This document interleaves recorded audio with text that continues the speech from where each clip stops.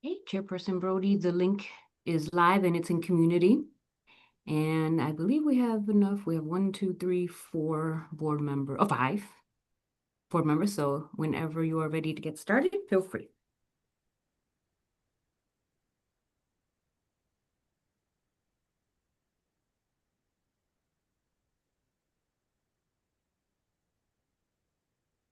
I wasn't muted, was I?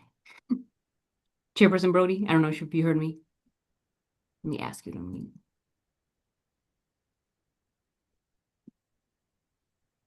You weren't muted. We could hear you. Okay. Absolutely. Thank you. No, I was trying to better position myself. Sorry. Okay, whenever And you're then I ready. have on some readers that I bought some time ago when my eyesight was a little bit better. So if I struggle, I apologize in advance. My name is Shantae Brody, Chairwoman of the Hartford Board of Education, and we are going to start our June 2026 finance meeting. And I believe who's starting us off? Our CFO? Actually, Chief Davis Googe. Okay, so Ms. Davis Googe is going to get us started with our first agenda item. And welcome to the listening viewers and to my colleagues. I think it's quite a bit of us on to listen and engage in today. Thank you. Ms. Davis Googe, the floor is yours. Thank you very much. Good evening, all. Glad to be here tonight. I'm here with some members of our executive team as well to present on the District Student Center portfolio analysis. Chief Richard, Chief Cologne, they also played a role in supporting this contract. We are also here with I always want to call it a different name, which is funny, Public Consulting Group. I must have an acronym of PGC somewhere else. So thank you for joining. We have two main goals this evening. First, we'll talk you through the background and development of the contract. After that, we'll introduce you to the team from Public Consulting Group, who will give us a deep dive into their core capabilities and expertise. Next slide. So over the course of this school year, there has been numerous discussions around the why for evaluating Hartford Public Schools portfolio schools. Superintendent Townsend, though, has consistently stated that the examination is directly tied to our students, ensuring that Hartford Public Schools are structured to directly elevate the student experience as well as raise academic outcomes. So this initiative is anchored in three main pillars: analysis, optimization, student outcomes, and equitable access. Evaluating the current state of enrollment, facilities, resourcing across school sites will drive informed decisions to enhance student access to academic programming, extracurricular activities, and athletic opportunities. Next slide. So moving on to our vendor selection process, for this RFP, we received a total of 5 initial responses from interested organizations. To ensure a comprehensive review, we assembled, Hartford Public Schools internally, assembled a cross-departmental review team. It included leaders from the Office of Enrollment, Finance, Operations, and Labor, giving us a well-rounded internal perspective on how each proposal would impact our different divisions as well as the district at large. Every proposal was graded against 5 key rating categories: compliance with the RFP itself, vendor background, firm experience, the proposed project timeline, and of course, the cost proposal. From those 5 initial respondents, we ultimately interviewed 3 organizations.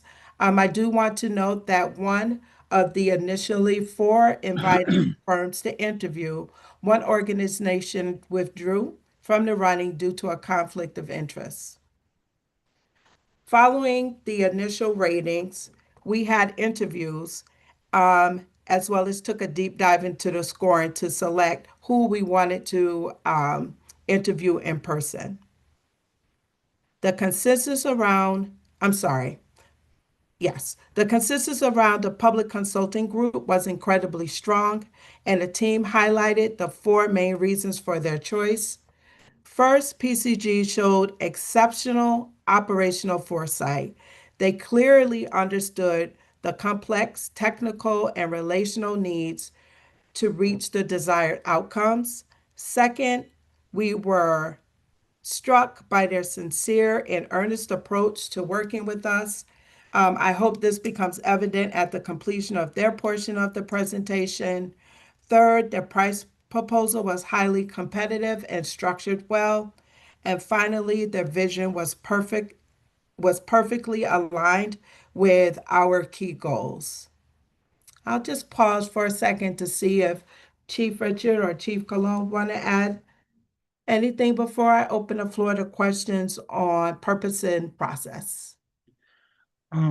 Yes, thank you, Jose Colon, Chief Operating Officer. I think, I would highlight that PCG's, both through the entire process, but specifically through their presentation, just was able to demonstrate a balanced approach that included really important elements in our process, specifically looking at engagement, the type of engagement, the work that they do and have done in other places to engage cross-sectionally, everyone from parents and students, and sort of the process that they go through.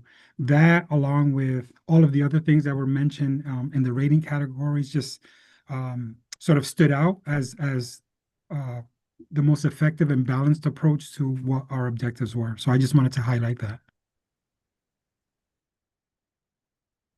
Thank you, Chief Cologne. I'll pause here. Again, as I said, if anyone has any questions on the purpose or the process. If not, I will turn it over to Public Consulting Group to take us a deep dive into their expertise and evaluation of what they would be providing for us. Let's give a couple seconds for hands to possibly be raised. Board members, we're moving on. I don't see any hands. Go right ahead.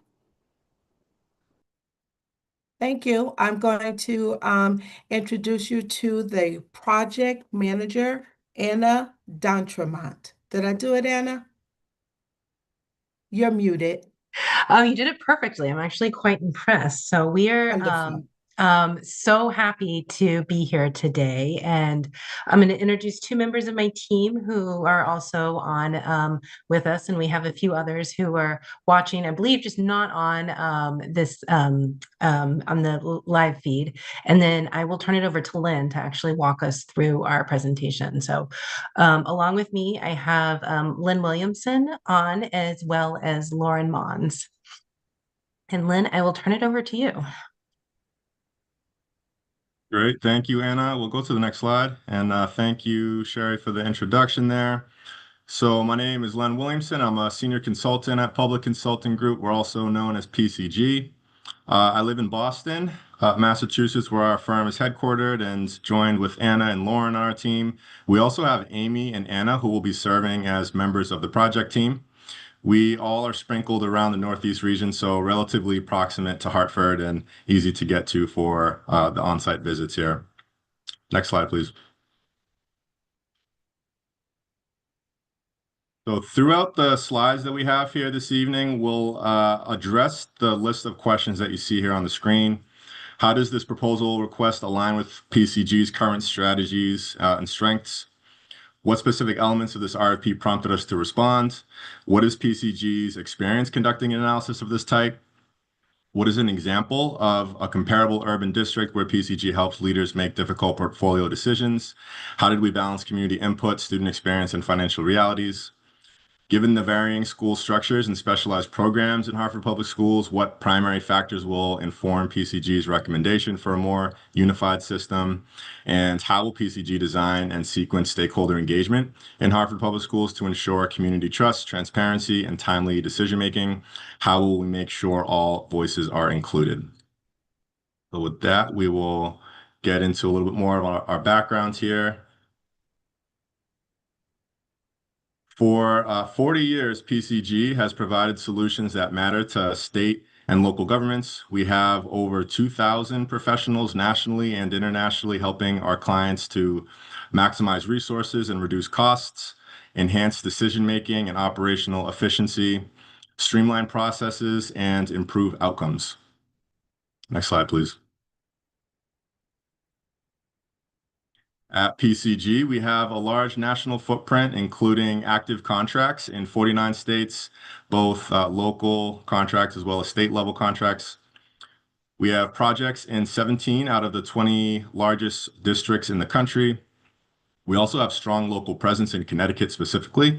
Since 2005, PCG has been an education partner to the state, including recovering over $2 million in direct service Medicaid reimbursement for Hartford Public Schools since 2022, providing statewide special education case management solutions, and delivering literacy professional learning to coaches and teachers across the state. Next slide, please. So in a nutshell, why PCG? We analyze data thoroughly to support informed decision-making. We balance student needs and financial sustainability. Our stakeholder engagement process builds transparency and trust, something that we take really seriously, and we'll get into a little bit more in the coming slides here, which also reduces risk for our clients. And we design for implementation. So in other words, we focus on setting our clients up for long-term success. Obviously, short-term is the focus as we work through the engagement, but we want to make sure that there's sustainable solutions in place at the end of our projects. Next slide. Thank you. So this is some additional context and background that we thought would be helpful to share. Our team has deep expertise with working with states' intervention or connections to legal cases. We've included a few examples of this here. So we were hired in Kentucky to conduct a comprehensive examination of Jefferson County Public Schools, the district that serves Greater Louisville, as a result of state legislation in House Bill 6. In Alabama, we conducted an organizational study of the state education agency at the request of the Alabama State Legislature. We partnered with Boston Public Schools to provide special education, technical assistance, and implementation support to help them avoid state receivership. In LA, we conducted a comprehensive special education review tied to a decree from the US DOE's Office for Civil Rights. In Holyoke, Massachusetts, we developed a communication strategy to convey turnaround strategies to stakeholders and retain trust as a result of state receivership there. And in New Jersey, we performed a comprehensive organizational review that was used in the Alcantara versus Allen McMillan legal case, which was brought by parents of students in the Lakewood Public School District against the State Department of Education, and ended up becoming a major school finance and educational adequacy case in New Jersey. Next slide, please. So we'll share an example here of a large urban district in Georgia that we recently partnered with to do a comprehensive access and opportunity audit. The DeKalb County School District is right outside of Atlanta, has over 92,000 students with diverse racial, ethnic, and socioeconomic backgrounds, as you can see in some of the direct demographics that are listed on the blue box. We did a deep dive on 6 key areas of focus, including organizational leadership and policy, family and community engagement, equitable instruction and programming, resource allocation, school climate, and professional learning. We began by reviewing a long list of district documents and data relevant to those 6 areas of focus. We then engaged 284 individuals through one-on-one interviews and focus group sessions. We also deployed a survey that garnered over 23,000 responses.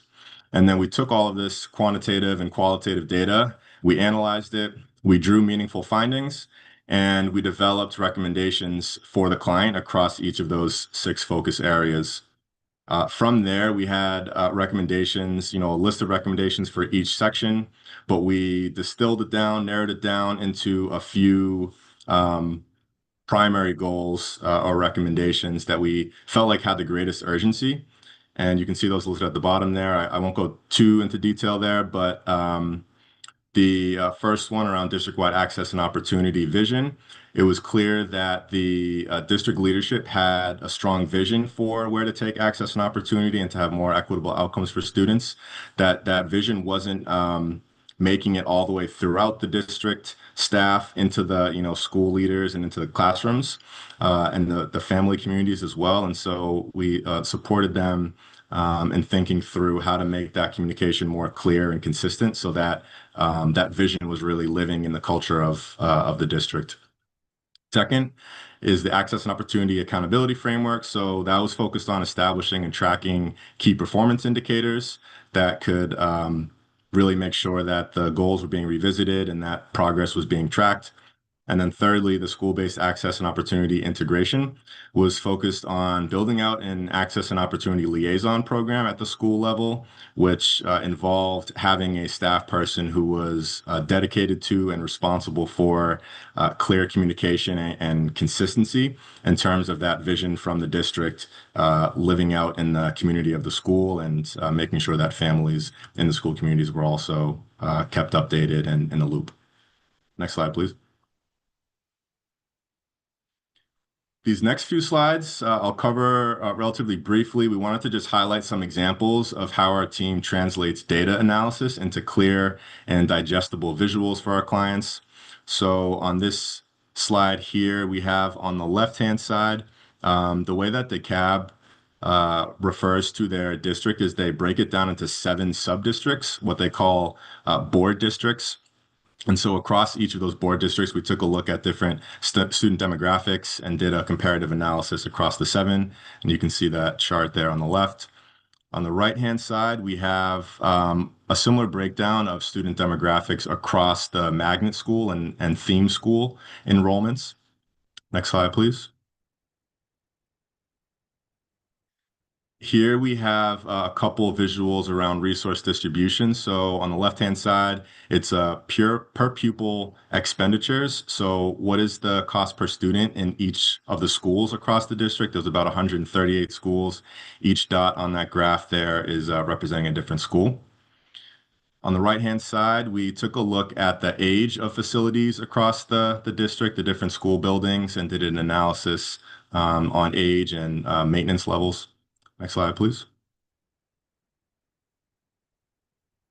And then carrying on with the resource distribution, we looked at the facility capacity, and the 2 charts there are based on racial demographics of students and a breakdown of how the facility capacity as far as enrollment goes, what that looked like across the different schools, broken down to see where there was the most under enrollment across all of the schools. Next slide, please. Now we want to provide a few examples here of previous projects that we did where it involves strategic school portfolio decisions. We've been working with Chicago Public Schools to help them strengthen the financial oversight of their charter schools portfolio. We partnered with the Roman Catholic Archdiocese of Boston to create a sustainable operating model for their 83 elementary schools. In Delaware, we conducted a statewide review to assess their landscape of educational opportunities. In Atlanta, we did a facilities and transportation analysis based on program offerings for students to identify where there are inefficiencies. And in New Orleans, we analyzed special education costs to inform conversations about school configurations. In summary here, we know that Hartford Public Schools situation is unique, but hopefully sharing some of these examples here shows that our team has broad and deep experience navigating similar challenging circumstances. Regarding our approach to how we advise around strategic portfolio decisions, we take into consideration these interconnected factors that you see on the screen, which lead to a unified K-12 continuum. So looking at enrollment trends and feeder patterns, student outcomes and opportunity gaps, student experience and sense of belonging, specialized programming, staffing and professional learning, cost-benefit trade-offs, and facilities utilization. All of this aligns to and falling under the umbrella of Hartford Public Schools strategic plan. This is how we develop the recommendations for a unified system, in addition to the stakeholder engagement process, which we will get into in the next few slides.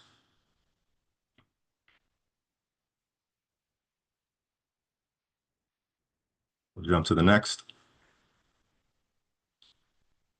So we would say that at the heart of the work we do is designing and executing meaningful stakeholder engagements. There's a few things that we really make sure to prioritize when engaging with community stakeholders. One is to communicate clearly and consistently. We want to make sure that as people are engaged in the process, they understand, why they're coming together, how their input is going to be included in whatever, analysis or decisions ultimately will get made, and just making sure that they feel like they have a valued role to play in the whole process. We also prioritize psychological safety in those spaces. So when we convene, whether it's a virtual group or in person, we want to make sure that people are comfortable, open, and honest in what they're sharing. That's where the most meaningful insights can be drawn, is for people really feeling like there's a space for them to just share openly, and that they'll be listened to and heard. We develop these protocols for each of our stakeholder engagements too. So we have a clear list of questions that we want to ask that are based in the research questions that we develop on the front ends, and really allow us to have some structure to that process of gathering all of those insights. We also customize the approach to the district. And so we take into consideration local contexts. We want to make sure that we get as broad and representative of a population of folks to contribute as possible. And so working closely with the district on that outreach plan to make sure that it's not just, the loudest voices, for example, that are showing up to contribute their perspective, but that we're, making the effort to engage in, across various pockets of the community. We also prioritize accessibility. So it's important that we feel that anybody who wants to participate is able to participate. And that might mean being thoughtful about how we schedule sessions and what time we may have a focus group.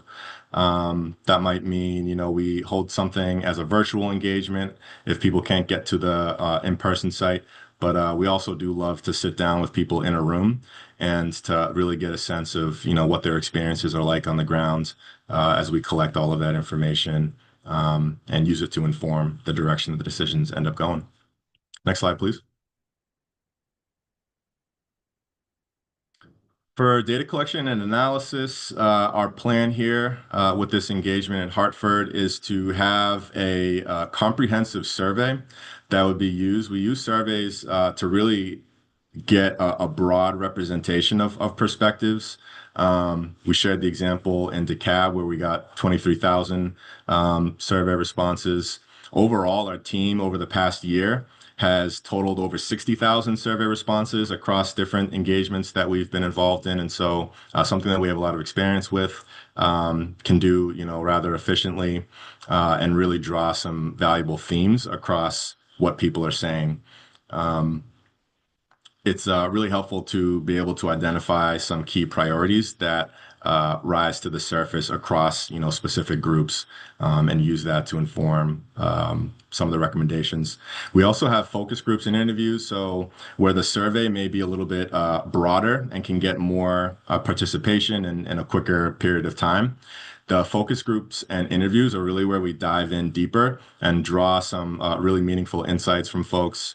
Some of the stakeholders that we would have involved here: district staff, board leadership, community members, city leadership, state leadership, families, and students. It'll really give us a deep understanding of some of the role-specific priorities and goals or aspirations that folks will have. We'll take all of these considerations and also compare them to the survey results that we get, and that allows us to triangulate some of those responses and make sure that we have even deeper understanding of the different themes that are emerging from what stakeholders would like to see. And that's really helpful context, obviously, as we go into synthesizing all of that data and then making some recommendations. Next slide, please. So this slide here has a list of some of the data and documents that we like to take a look at on the front end. We'll continue to revisit each of these as we go through the duration of the project. But as an example here, we have enrollment, utilization, and student assignment. And so we'll take a look at accessible documents that are related to enrollment trends, enrollment predictions, student mobility and attrition patterns, those sort of data points. We'll also look at student outcomes and program access, so school performance data and other student outcome indicators. Take a look at program participation and access across school sites, including extracurriculars, advanced placement courses, athletics, and any other relevant programming, student demographic reports as well.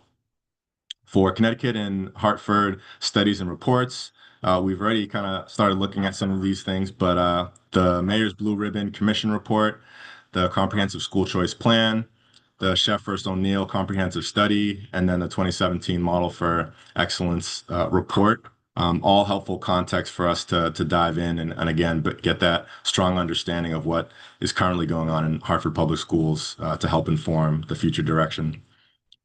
Financial and operational information we'll take a look at, so budgeted versus actual revenue and expenditures, current costs and resources, staffing reports and structures, that sort of thing. We'll take a look at facilities condition, safety, and educational adequacy. So we'll take a look at different data around capacity and utilization and doing some assessments. We'll also look at the community and stakeholder experience through those focus groups, interviews, and survey results that we mentioned. Next slide, please.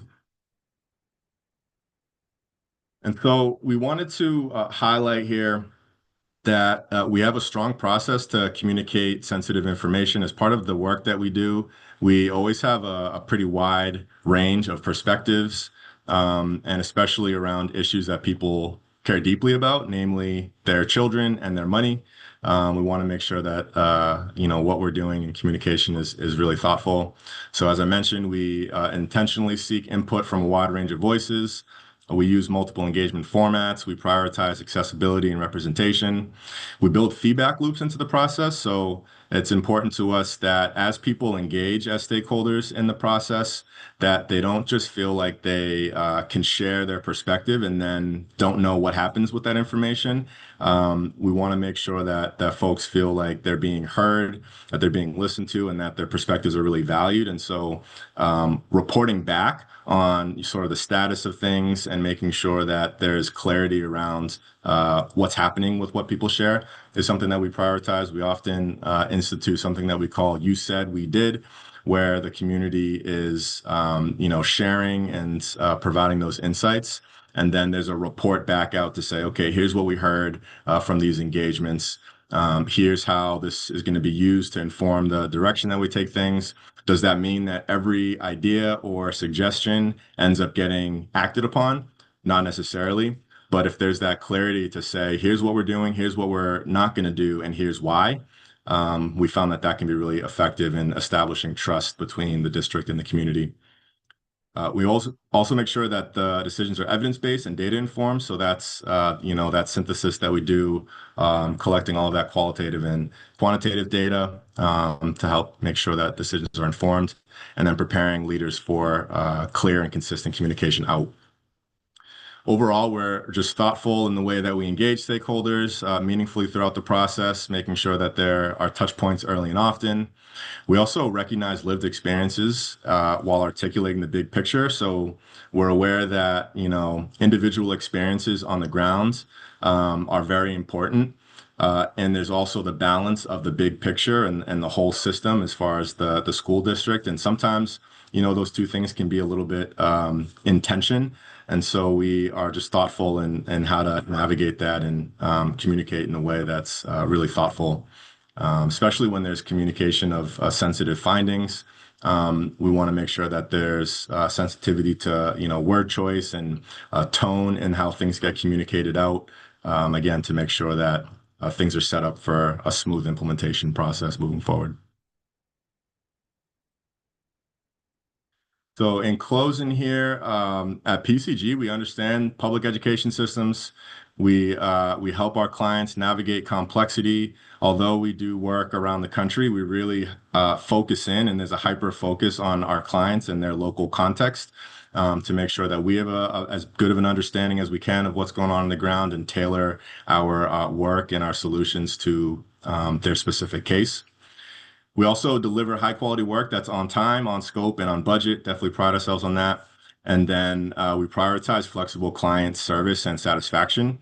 We may have a structure for how to approach the engagements, but we're not going to come in with something that's rigid and can't be sort of tweaked as we go. We want to make sure that there's some flexibility and adaptability to what's happening on the grounds and to be, nimble in that sense with our clients and make sure that satisfaction comes through. That's something, if you ask previous clients that we've worked for, they've said they enjoy working with us. They appreciate the deliverables that we bring and that we make it as smooth of a process as possible. And so we aim for that to be the case here with Hartford Public Schools as well.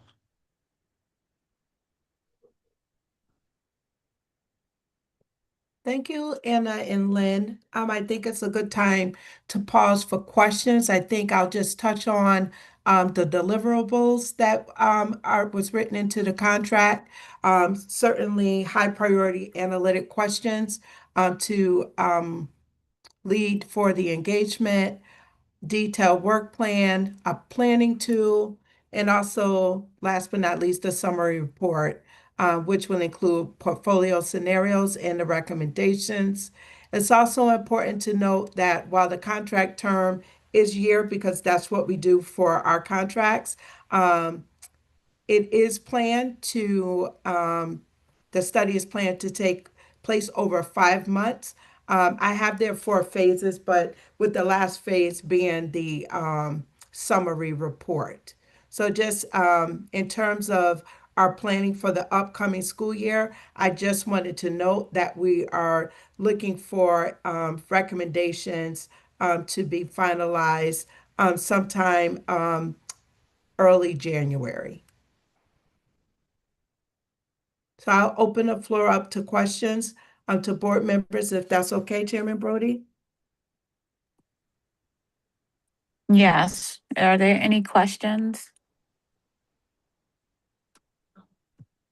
I don't see any hands as of yet. My comment while people are finding their hand raised, I know it's gonna be some hands, is that I am just hoping we are not heavy on surveys over real meaningful engagement. Not that surveys aren't meaningful, but that we're not just survey.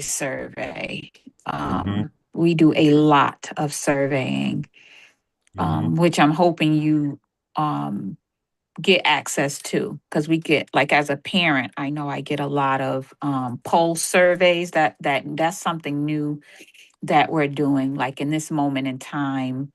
How is your school doing on this or that? So I'm hoping that is made available also, because I think there's some pretty good questions.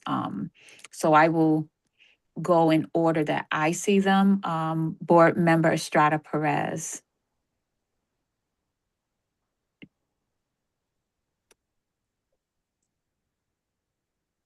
We cannot hear you if you're talking. Can you hear me better now? Yes, we can. Can you hear me now? Mm-hmm. Yes. Go ahead. Okay, good. I guess the question that I have a few questions, but the first question that I have is essentially regarding translation services. Will there be an opportunity for, when we're thinking through focus groups or the survey writing or the one-on-one interviews or however the structure will look like, are we thinking through translation services because we have a high population, particularly of Spanish speakers, but there's other languages as well? Yes, 100%.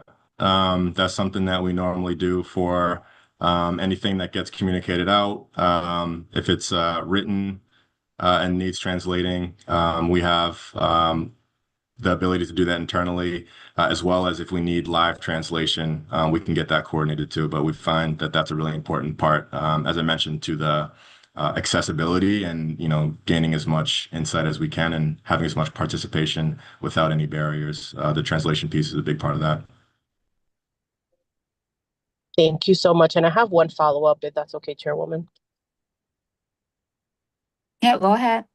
Then my second question will be, well, two and one. Are we also thinking of looking at some of structural foundational documents like ECS formulas and some of the sort of statewide funding mechanisms as part of this process as well?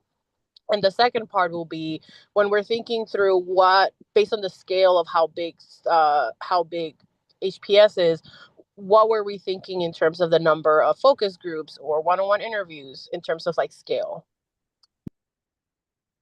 Yeah, good question. So we had factored into our proposal roughly 25 of the focus groups and interviews, and have scoped it out that way. We, as far as the documents that we would take a look at, we would definitely connect with district leadership here to determine exactly what information and what type of documents would be most relevant. I think the one that you mentioned sounds like it would be a good one for us to take a look at. The slide that we had just had a few examples of those, but we would look forward to talking that through a little bit more in detail to make sure that we have as comprehensive of a list of documents to review on the front end to give us that context. No, we often tell our district partners that we love to err on the side of receiving too much information, and we can then spend the time calling through it to make sure that we know what's most relevant to our analysis as well. The more we can learn about the district, the landscape, the current state, all of those factors, such as what's coming from the state and others, really helps us inform the recommendations and decisions that we make to make sure that they are as tailored and specific and actionable as possible. So we love getting a lot of data and documents, and that's something that we'll work very closely with the district on. Beautiful. Thank you so much. Of course. And I do, there is an expectation that board members would be engaged on probably in multiple ways, but more so at the start, because there are some like expectations of what we've been waiting for this day. We probably don't sound excited, but we are excited to really know what Hartford Public Schools does very well and what we can improve upon and how we could be the best possible district. So I know we're all thinking of our questions now, but there will be definite opportunities for board engagement. Mr. Walker? Yeah. Thank you, Chair. And yeah, I have maybe a question or two. Thank you for the presentation. It was good, and it helped reveal the organization, its interests and skill set. I have a question about, given the timeline, I think you've answered some of it. So some questions may wait until after we get some details in front of our faces, but in terms of just general interest, I I have some interest about how much staff time is going to be engaged with this, and who's kind of how we're going to manage that part of the relationship. For this to be effective, HPS staff somehow has to be dedicated and somehow focused on this to support and your work and data gathering. So I'd like to get a sense of how that's going to work, how that'll be managed. And then as you talked about 25 focus groups, a sense of what does that mean in terms of how many visits, and is there going to be flexibility there as you talk to groups and you then find out there are other folks to talk to, because folks will point to other voices that you need to hear. How do you plan on being flexible in that way? And maybe a third part of that too is, are we building in kind of points for reflection where we can assess and retool kind of our focus and aims as you learn new things and get new perspectives on this journey? Yeah. Lynn, oh, go ahead. Yeah. Those are some good questions. What I was going to say is that the onset of the engagement, because we've engaged in numerous processes like this of stakeholder engagement, especially with, sizable districts and a lot of people to talk to, we have some just strategies to, most effectively communicate out and make it as efficient on staff time as possible, so that there's not a heavy lift that we're asking, school personnel or even district staff to do. We want to be respectful of their time and try to make it as light of a lift as we can for them. And so that's some of the work that we'll do in partnership with the district leadership team on this project to set that up on the front end. And Lynn, if I could just add, Board Member Walker, part of it is why it's a cross-departmental effort. So again, it's the enrollment office, it's the finance office, it's operations. And so we're all going to work collaboratively to support this contract.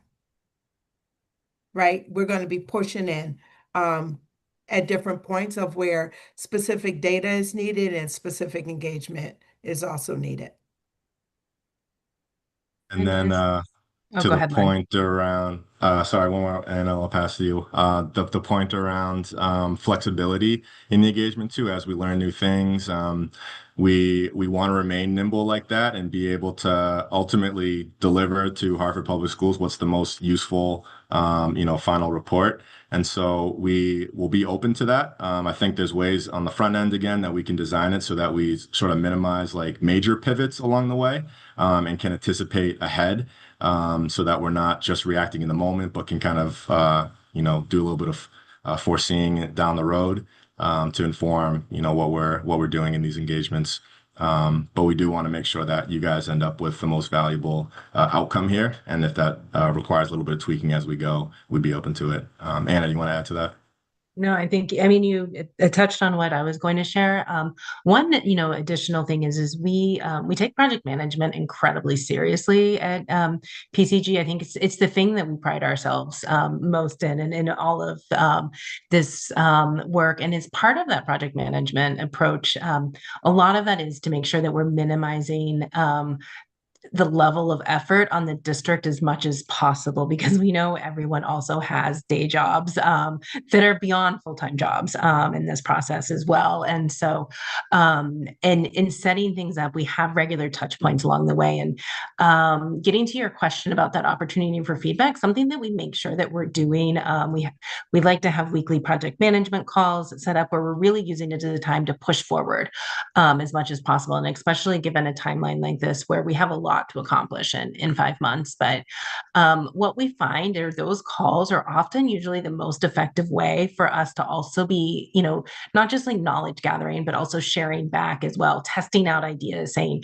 we heard this. Does this make sense to you? We found this out. Can you help explain that larger context so that we can better understand this data point that we're gathering? Or, this is something that we're starting to like chew on. Would this make sense in this context? So really using that as a strategy time throughout, because our goal is that there are no surprises in this, by the time that we get to the final report. By the time we get to that final report, our real goal is this is really just documentation of the 5 months that, we've spent together in helping to create that plan, because we know there's urgency in this work as well. And there's things that need to start happening and, moving right away. So, we hope that that collaborative relationship really does allow for that testing of ideas and flexibility and, reflection on the work, so that it really does become as strong, a strong of final product as possible in the end that you can, act on right away. Yeah, thank you for those responses. I joined the chair in saying I'm excited that you are this project is moving forward, and I look forward to the learnings and you making us smarter as a result of this project. So that concludes my questions at this point. And I did want to add that we should have started. PCG is equally as excited for the possibility of working with the district as well. I wish you could have seen our excitement first when we saw the RFP. This is the exact type of work that we love to do, are excited to do, get excited about doing, and when we heard that we were moving forward in the process, same level of excitement as well. We're really excited to roll up our sleeves and start working together. Thank you. So I wanted to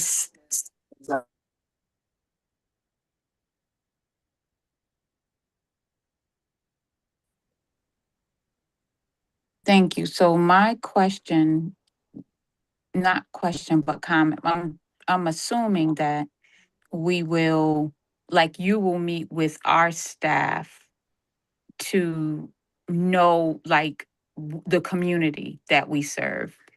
I'm assuming that's a starting point, so we can figure out like how the approach would be based on the culture here, because we are very very diverse as far as like culture.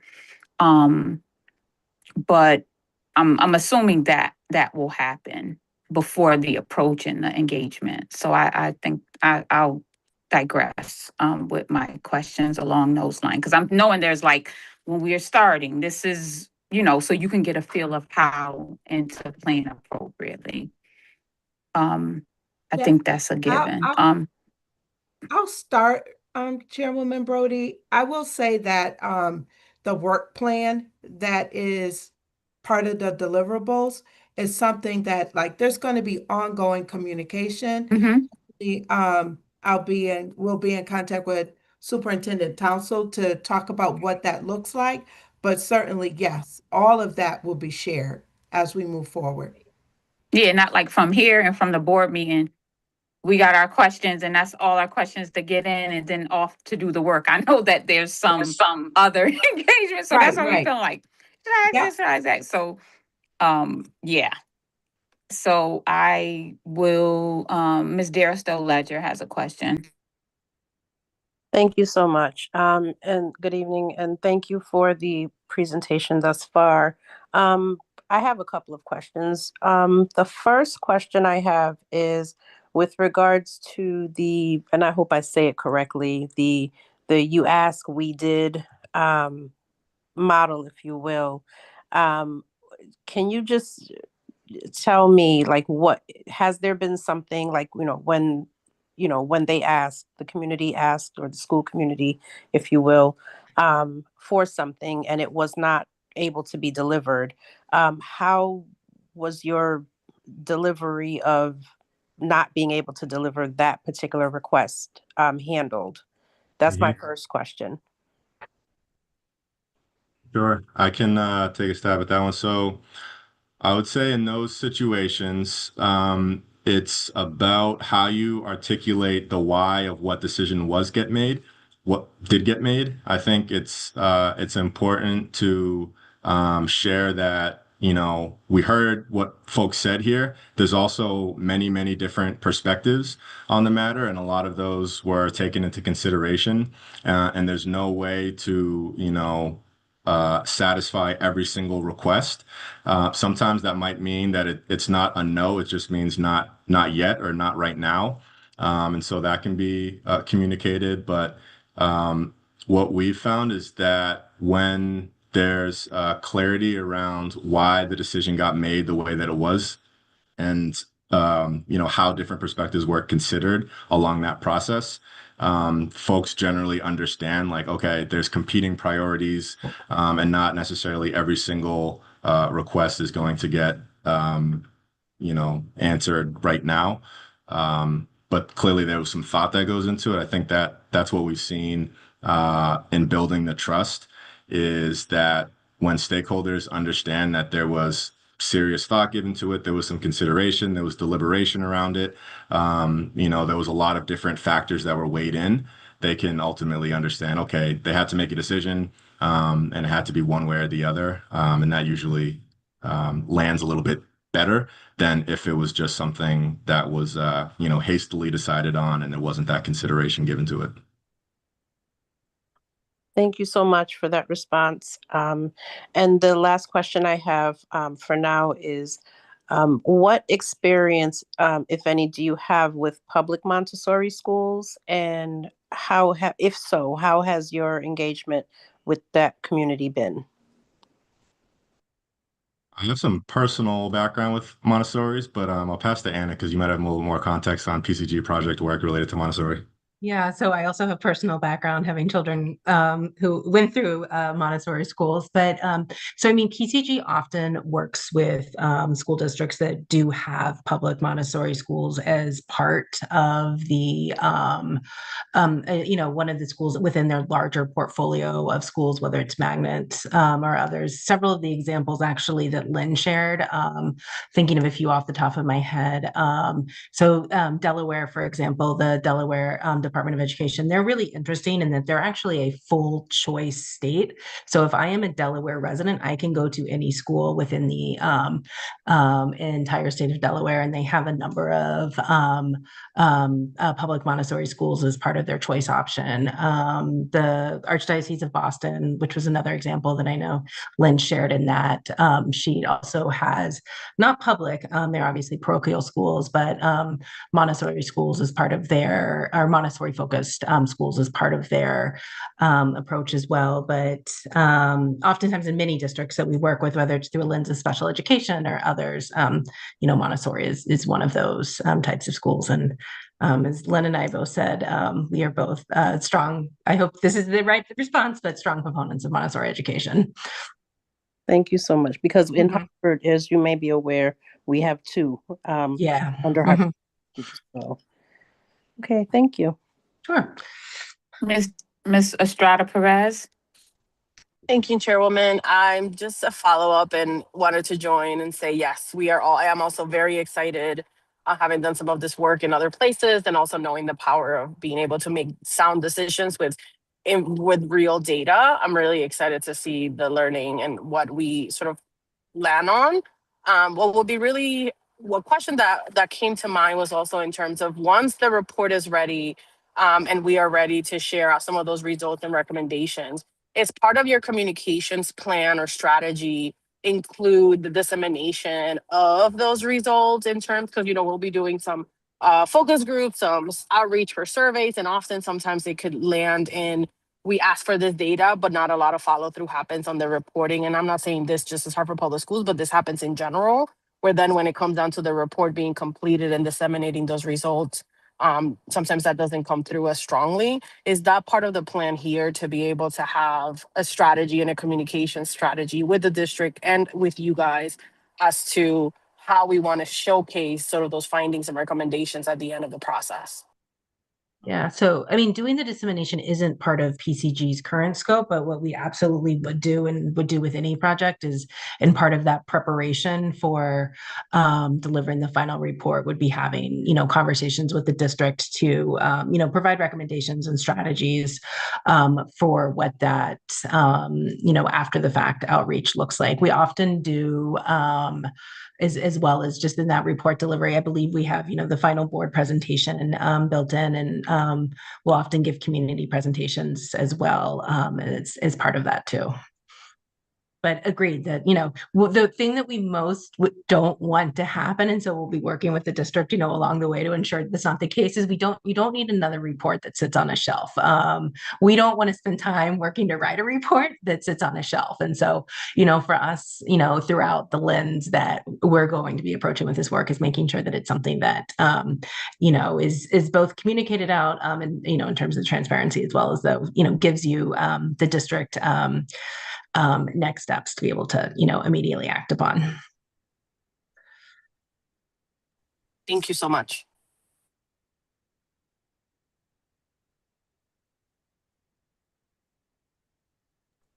Thank you. So we thank you again for the information and the interaction given on today. That is it for that agenda item, and we're looking forward to our board meeting and further engagement there. Thank you. And thank you for the time today. Thank you. Our PCG. pleasure. Mhm.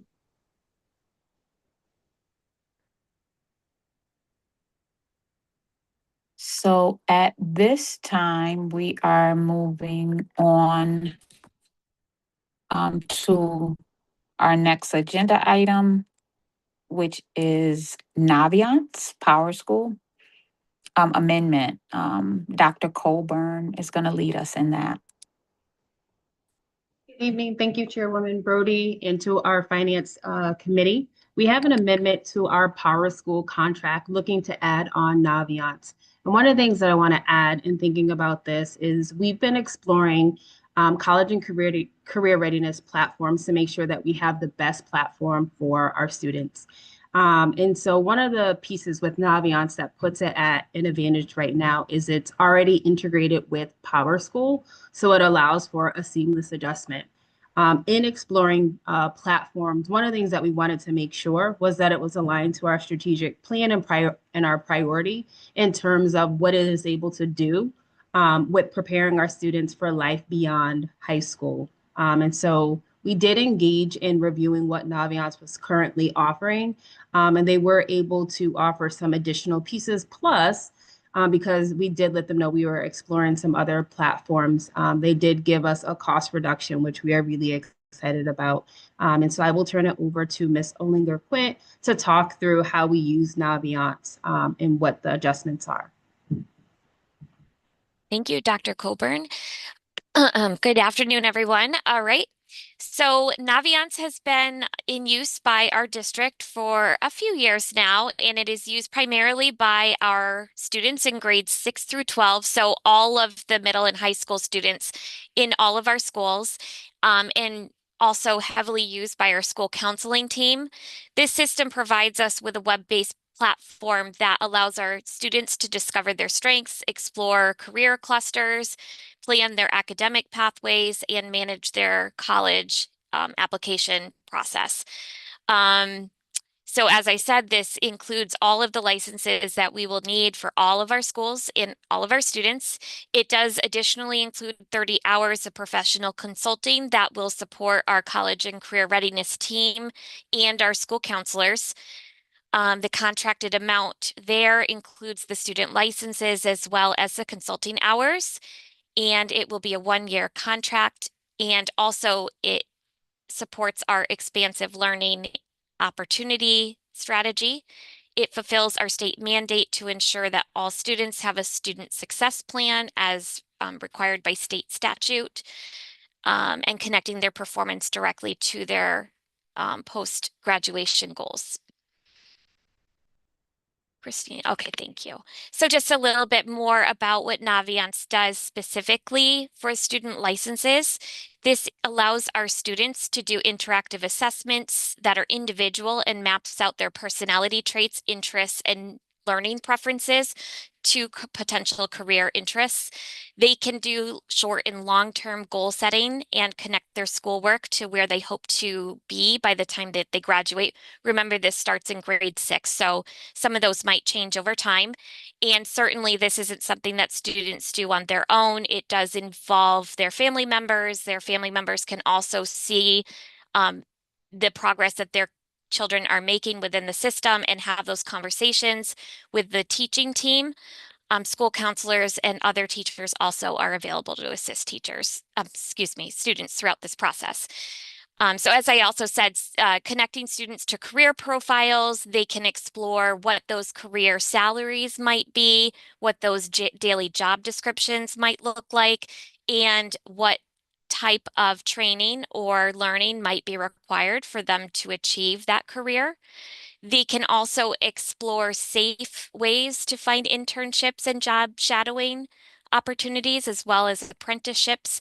And there are some ways for us to track our industry credentialing within the system to connect students that might not be interested in going to college, but might be interested in achieving post-secondary outcomes on another path.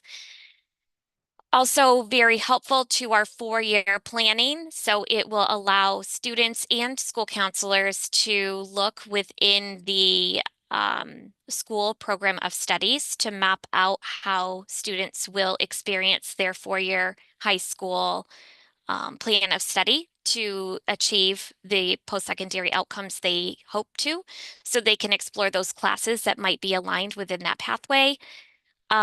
It will also allow them to track the entrance requirements that their preferred college or major might require for them. And then finally, the use of acceptance attributes from prior graduates of their own personal schools. So somebody who graduated from the same high school that they graduated from, they can use their school attributes. So their prior attendance or GPA or other awards they might have achieved, classes they may have taken, they can use those alumni attributes to better understand their realistic chances of admission to the college that they're exploring. And then once they have selected the colleges that they're interested in applying for, they can track those applications. They can do their entire process within the system, teacher recommendations, securely sending their transcripts, and then finally hearing back from that college. Christina, if you could advance once more. Thank you. So you might remember a few weeks ago, I came before you and you approved the PowerSchool contract in the amount of just over $560,000. This amendment would lift the contract to $654,206, and it still results in a contract reduction. The reduction would be about $23,000 from the 25-26 contract that we agreed to, still a 3.4 percentage point reduction in the total cost that we spent this school year that we're currently in. The Naviance, as I have indicated, $86,000 would go all towards student licensing, and then the consultation hours would be 7,200. And I think that is all I have for content, and I can open it up for questions.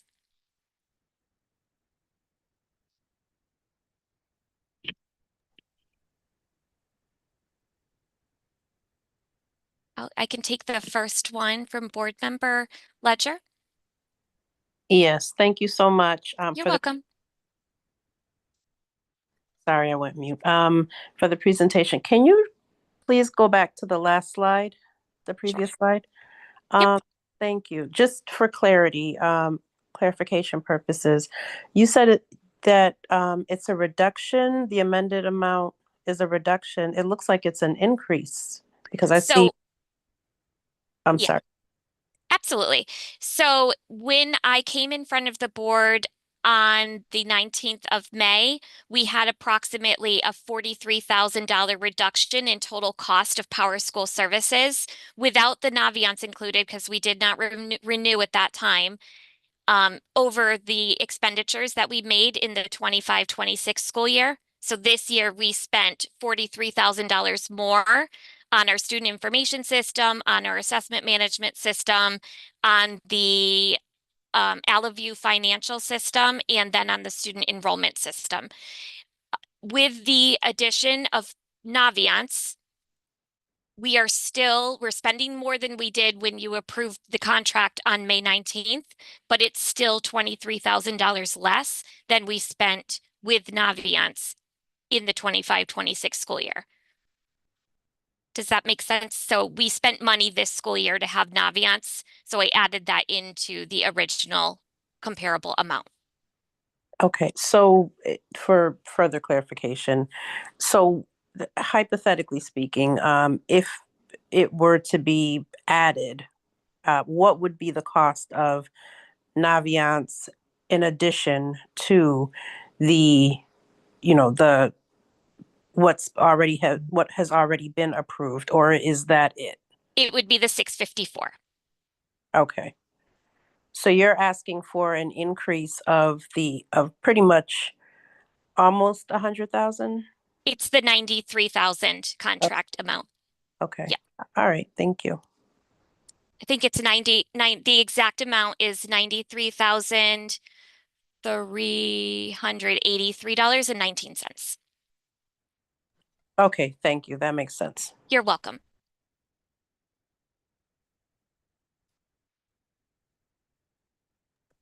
Ms. Estrada Perez? So the 93,000 is essentially to do the to add the Naviance part of the contract. Only Right. that back in. Yep, to continue services for one more year. Yep. Perfect. Question about Naviance as a tool overall. I know you said that it does a little bit of sort of the college application process. Does it also do anything regarding college financing, like in terms of teaching students or going through the motions of, because a lot of shifts and changes are happening at the federal level in terms of what available, and more will be incoming, I'm assuming, about what is actually available in terms of Pell versus subsidized and unsubsidized grants and loans, and then repayment processes. Is there anything that's part of that that is informative to that end of the college process? Thank you, Dr. Coburn. Okay. So for Naviance, that might be something that they're looking to explore. Right now, it helps students really think about matching with the best career choice. And so they do have a series of surveys and lessons. But in terms of the finance piece, that's not something that they have. We certainly can explore it. It is something that we are thinking about, which is why we had paused to explore the best platform. And it didn't originally come in because we were looking at our long-term plan to see where we want it to be. And some of those questions, like the one you raised, is what we were thinking about. But what we're seeing is that these platforms don't have that just yet, but it is on our radar to explore how do we help our students think about with the changes to securing a loan because of all of the changes that went into the Big Beautiful Bill. Yes. Yeah, thank you so much. That is really helpful. Yeah.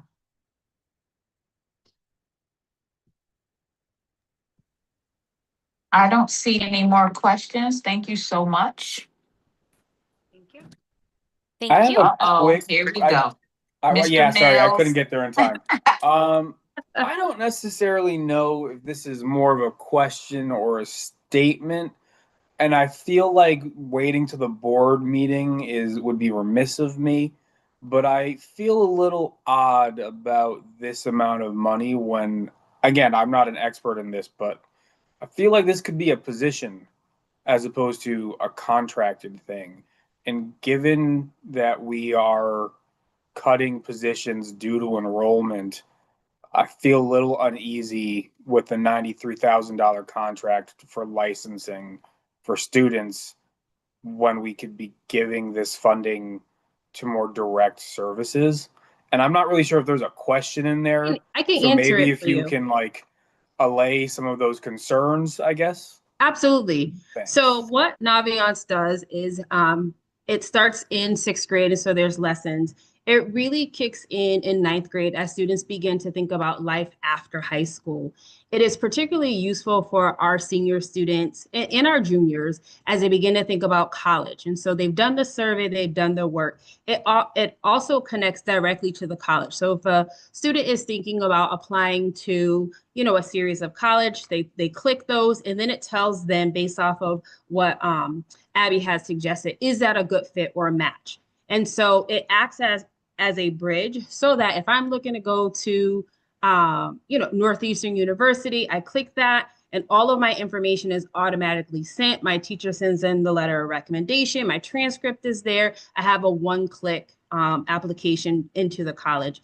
And then from the school end, we can also track it. And so at different grade levels, it serves a different purpose, but this is very critical as our students think about completing the Common App, their FAFSA form, all of that lives in this Naviance platform. And so definitely extremely useful, where we would not be able to have a role at the school that would serve as that bridge. You know, we have students who, in particular this year, which was a really good year, who are applying to upwards of 10 to 15 colleges, and they do that with a click of a button because they've uploaded their transcripts, their letter of recommendation, their essay, and so it goes directly to the college. And then the college also communicates to the school team on Naviance too, and to the students. And so the families also can see and track. And so it's a little bit more than a series of lessons, but it really acts as a conduit from the student to the school to their potential colleges that they want to have. And the last thing I'll say, it also has an algorithm that alerts them of scholarships that might be potential for them. And for the students who are not on the college track, who might be thinking about a career, it does a match for them to say, based off of your survey, here's a career that you're interested in. And in particular, this year, we used some of that survey data to go into what type of career fairs we wanted to have. And so the fair that we had was really based off of what we saw in Naviance. We saw a lot of our students looking to get into some of those hands-on experiences. So we worked with the Office of Strategic Partnership to bring in those resources. And so it is a definitely a very critical role in college and career readiness. And if I can ask a follow-up question, and again, forgive me if I'm like assuming the load of a guidance counselor isn't large enough for this, but at least from when I remember being in high school, that's the work that the guidance counselor would have done with us. And is this so much more than the average guidance counselor could handle? Like, is this amount of work too much for that position based off of what they're already doing? It is. And so I think prior to when the platforms came, and so I'm remembering the one that you had as well, the students would mail off their application, and then it would be sent to the colleges of their choice. If there was something that they might have forgotten, they might get an alert, it will go to the counselor. This puts the student in the driver's seat to be able to look at colleges of their choice and click it. And so the role of the counselor is to support, to make sure that the students have entered the information, to track and follow up. So they do have a very critical role. And that's some of the work that we did this year, which is still a heavy lift for our school counselors. But the role of this platform is to connect them with colleges and career choices of the right fit, and to allow easier communication so that it's not missed. And so a school counselor goes into the Naviance platform, they look at their seniors, they see where they've applied, they might give a gentle nudge to say, it looks like Ms. Smith didn't do the letter of recommendation. Whereas before we might not have that because they're sending an email. And so in the 12th grade classes, it's built in where the students are logging on in one of their classes and they get those alerts and then they can take care of it. And parents also are able to log in. I have a senior, so very familiar with it, and it is very helpful. It really puts the student in the driver's seat of the work. Gotcha. Thank you. Yep. We're running behind, folks. One more question from Ms. Daryl Soledger, and we're moving on to the next item. Thank you so much. It's just more of a quick comment. I just want to say that to Ms. Colburn, thank you for bringing up the part of the piece about for students who are not really looking towards college, looking at more going into the workforce, and Naviance kind of helping that student navigate what would be the best option for them. So that's what I want to add. Thank you. Okay, moving on, and thank you for that presentation, as always. So we're going to move on. Up next, we're going to take arbiter pay. And I'm going to throw that to our CFO, Richard. Yes. Good evening, everyone. And these next two are all about efficiency, so we are going to try to be efficient. This one I want to make clear, we're moving the agenda item, but this is not actually going to be for vote, so it's not a contract the board is voting on. We're doing this for transparency reasons. So the actual contract with Arbiter Pay is less than $50,000, but we put more than that amount of money. It's essentially an account that allows us to pay officials and event staff for sports event in a really quick way. We've been using it previously, and we're going to tell you more about what it is, but it won't be for a vote. So just naming this is for transparency purposes. Wanted to make sure you did see it, just because it is a total amount of money that's more than 50K, but the contract itself is less than that. So that's why we're bringing it. And just a little framing, and then I'm going to turn it over to Heidi from our athletics team, and Jose is here as well. This is something that was started a couple years ago to help with efficiencies and payments for officials, sports event staff. Something that's been really helpful on the finance side is it's reduced payment vouchers. So that's actually something that we had gotten recommendations around in the past, and it reduced our payment vouchers by about 50%. So that's something we're always trying to keep down. It's a lot of processing, but it's also something that we're doing on the back end of the financial process, and we want to do as few of those as possible. And so this has made it super efficient on the finance side, very, very low lift to be able to make payments. And then has had a lot of benefits as well on the programmatic side for the athletics team. So with that, I'll turn it over to you, Heidi and Jose, to go through some of the slides, and then I can chime in where needed. And before Heidi goes, I'll just say that, this recommendation really is consistent with like this broader strategy that we have in operations, and obviously athletics is part of that. But we want to, in every possible way, bring efficiency and sort of modernize our district operations, where possible, reduce all of the manual processing. And Heidi could speak to very specifically what the impacts are. But we would be looking to shift, processing thousands of payment vouchers, and really moving away from that to a more automated system to reduce both the people power, the possible mistakes, and then how then that lands for our ability to retain referees and officials, because for whatever reason they didn't get paid and now they don't want to referee a Hartford Public Schools game. And so the impact is sort of ever growing. So we want to increase that efficiency across all departments in the operations division, and this is like a clear example of what we're looking to do. So Heidi will take it away and give you like the specifics here. Good evening, everyone. Heidi Schmidt, Director of Athletics. I have my Assistant Athletic Director, Josh Savoda, here as well.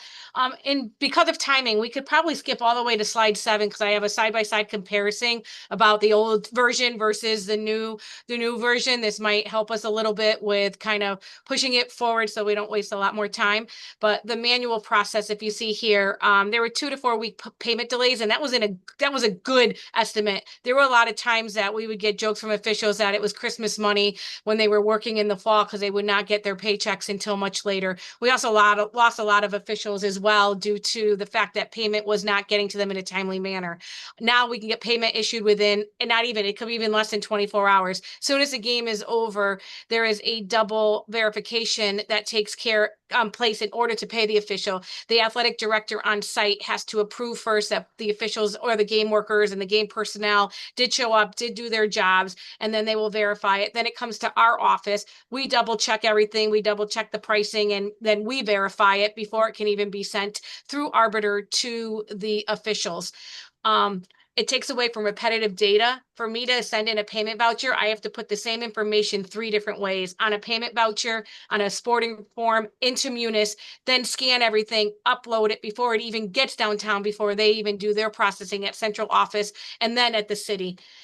So this is a single entry workflow, and it's integrated with Arbiter Sports. What Arbiter Sports is, it's our online scheduling. All of the state of Connecticut uses this. All of the officials are assigned into this platform, and all of the feeds are added in there from the assigners on how much the officials are getting paid. And it talks to each other. So when it comes through it, we go into Arbiter, go on the game date, click on it, brings us to Arbiter, brings us to another form, shows us the officials, how much they need to be paid. And then we are able to do our double authorization before the funds are released to the officials or game personnel workers for anything that has to do with our sporting events.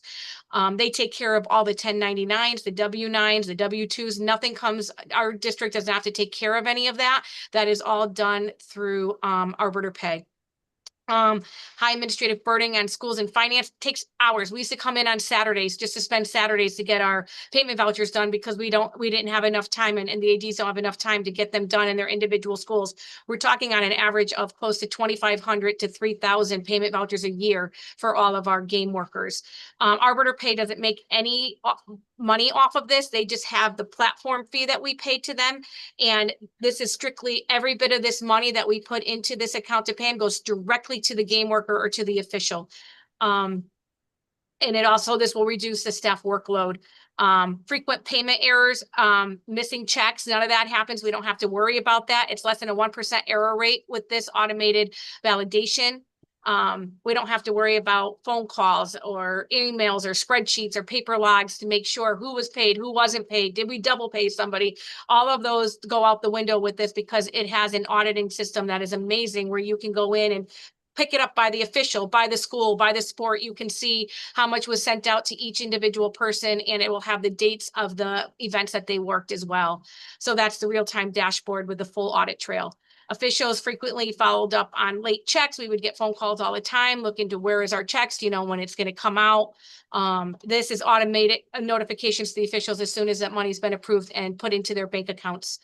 I talked about this before, the manual W-9 collection and 1099 complication. We don't have to worry about that anymore. It's automated through Arbiter Pay. They send it out to all the officials and game workers to set up their account. They have to send all of this information in, and they're responsible for that, or else they're not able to get paid. It's not scalable. I mean, we pay over $250,000 in annual payments to all of our game workers and officials and personnel from middle school on. This is from 6th grade through 12th grade for all of our sports, through all of our 24 schools participating in sports throughout the year. And it's built for district-wide high volume processing. And I believe, and I could be wrong, but we're close to probably 90% in the state using this at all of in the districts. So about 90% of the districts are using this. And officials are not going to some of the districts that are not using this because they no longer want to be paid in a different way. This is their preferred way of payment as well. So that was pretty much what the other slides kind of had broken down a little bit. I thought this might be an easier way to kind of show you side by side the manual way of doing it versus the automated way. And I didn't even put in there the money we're saving as well with stamps and paper and time on top of it. So people are able to do other aspects of their job as opposed to taking care of this monumentous task. Let me tell you, I got so many thank yous from the offices once we brought this forward because it was a big time saver. Any questions? And I do have, I think Melissa is still on here. I brought on an AD who's an athletic director and a teacher who also has stuff. So, you know, just if you wanted a perspective from an athletic director who's, you know, who's in the trenches using this as well and how it's helped programming within the individual schools, not just from our office alone.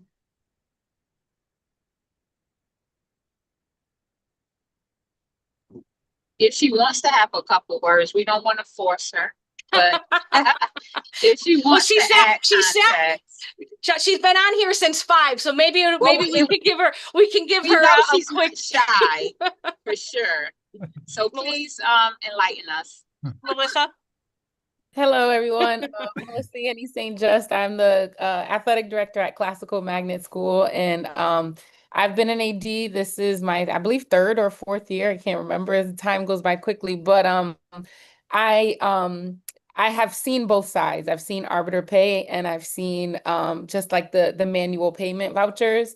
And it was a nightmare. It was overwhelming because it would be up to us as ADs being at the games every single day, making sure we're chasing around the ticket taker, chasing around the scoreboard person, chasing around the referees to get all of their information while they're actually trying to work. And then not only that, keeping track of it on our level, but then sharing it with our executive secretary so that they could process it.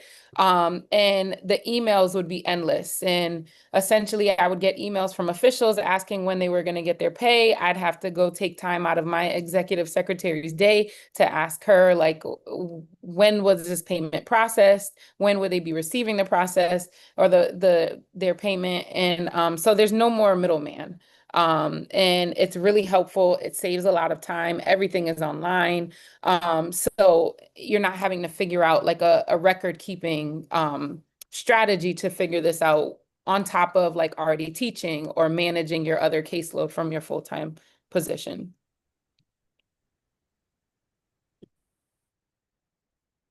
Thank you, Melissa. I appreciate it. So yeah, that's from within the school, how it's helping out in the individual schools as well that process payments for their workers and officials. Let me add. Thank you. I see Mr. Walker hand up. Yeah, thank you, Chair. I just wanted to lift up and endorse this. I think outside of this session, Heidi and Melissa did an excellent job to help me understand kind of the administrative burden. I was just unaware of the immense administrative burden of the current process.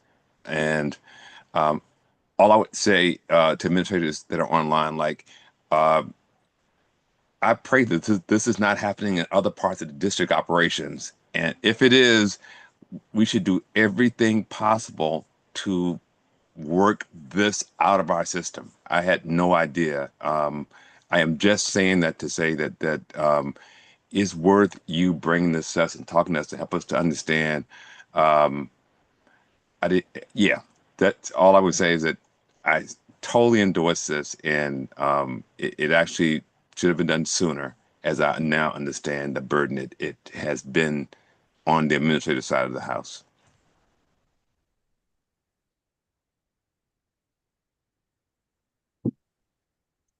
Thank you. Thank you for the presentation. We appreciate the explanation and even bringing it here when it didn't really have to be here. So we appreciate the insight. Okay, you're welcome. But we just want, like you said, like Caitlin said, we wanted to be transparent and just, share with you what we're doing. So thank you for your support. We really appreciate it. And I got to get off to a retirement party right now for Mr. Koff. So thank you for helping us out here. I think that's my school. Okay. Yes. Yeah. Yes, we know. And just so everybody knows, we have 2 kids participating in New England's, and we had 23 in the opens this past weekend, and they did amazing, including your daughter. Yes, yes. They did amazing. And the SMSA Buckley boys volleyball team is in the semifinals for states. And if they win, they're in the finals next week. So fingers crossed. I just always like to share a little bit of our good news with you guys while I got you on the screen. So it's been great. So we appreciate all of your support. Thank you. Thank you for your leadership in the department. Can't do it without all you guys. So I appreciate it. Take care, guys. Melissa, thank you. Thank you, Caitlin. Thank you, everyone. Thank you. Good night, everyone. Good night. Thank you. Thank you. So I think that has us Eddie Incorporated. Or are we getting back? We're going back now, yeah. CFO. And then after that, you could just roll right into the financials. Okay, yeah. I'll just keep going. I'll take us home. Okay. And we're going to keep the theme going on financial efficiencies. So moving from manual processes to more automated processes. So I have Jeremy here, who's the head of Eddie. It's a group we've done a pilot with on the finance team, and we've been really excited about. And so now we're bringing it to the board for a full contract for next year. If you go to the next slide. Oh, this is weird. I'm not sharing my own screen, which I never do. Okay, thank you. I'm going to go over just the summary here, and then Jeremy's going to give more of the details and show actually what it looks like for some of the grant funding. So I think there's two takeaways here. One is Eddie, it's a software essentially, and it talks directly to Munis. And one thing it does is help us find and apply for grant opportunities. So I know we've talked a lot about that here in Finance Committee about how we can get access to more grants.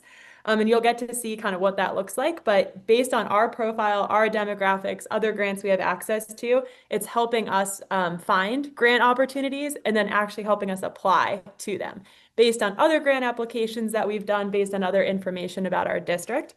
So this is huge because we famously have a budget deficit that is not of our own making, but this is something that we can do to help address that and find more funding available nationwide. And so he'll show you some of the grants that we're actively looking at. I think our matches right now are like $23 million, and we're actively looking at about 13 million of those to apply to.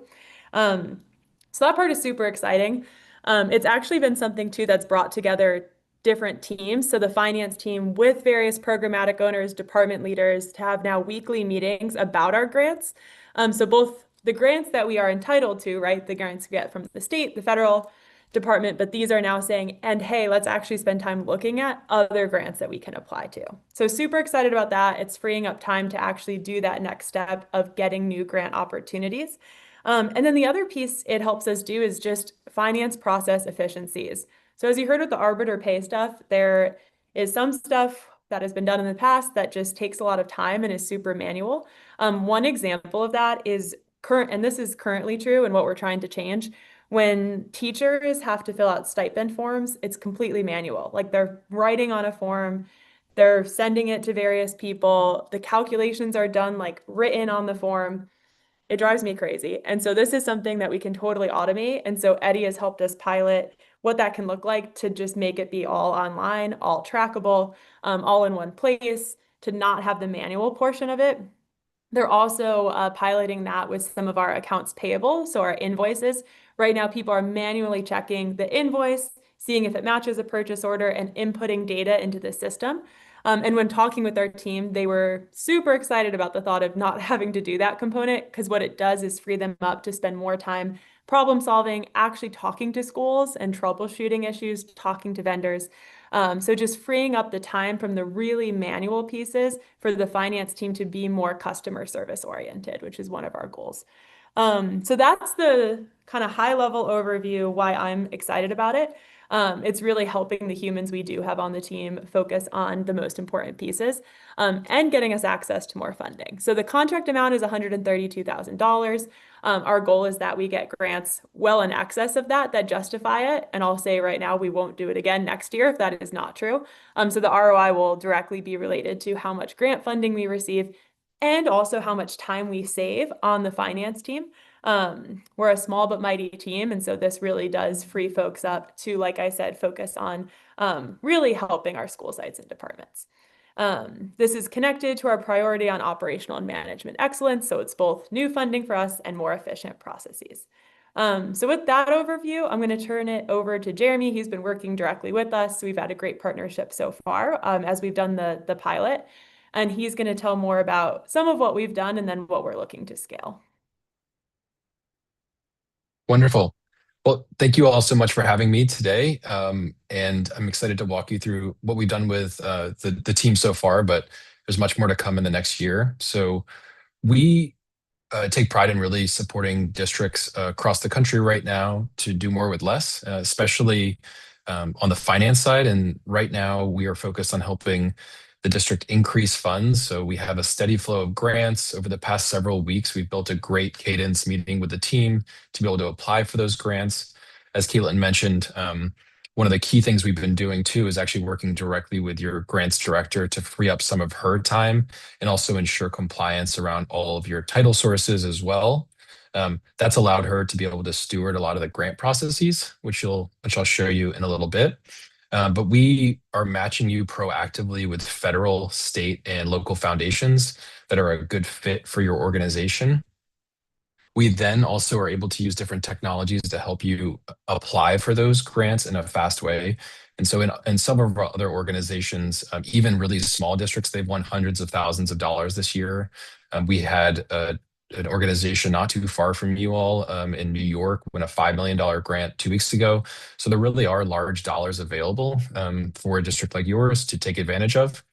And then on the automation side, as Caitlin mentioned, we actually just released the stipend approval workflow tool.